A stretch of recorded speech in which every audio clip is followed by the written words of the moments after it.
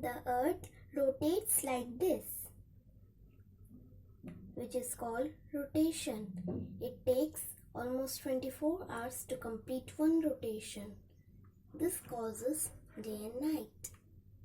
For example, India and Mexico. Now, India and its neighboring countries are facing the sun part. That means it is daytime in India and its neighboring countries. Now, just the opposite of India is Mexico. There, sunlight is not reaching. It is dark. That means it is night in Mexico. Now, when the earth rotates like this, Mexico is now facing the sun part.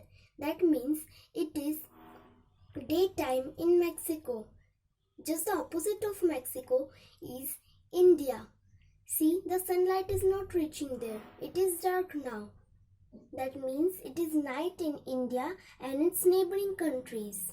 So this is how day and night are caused. Thank you.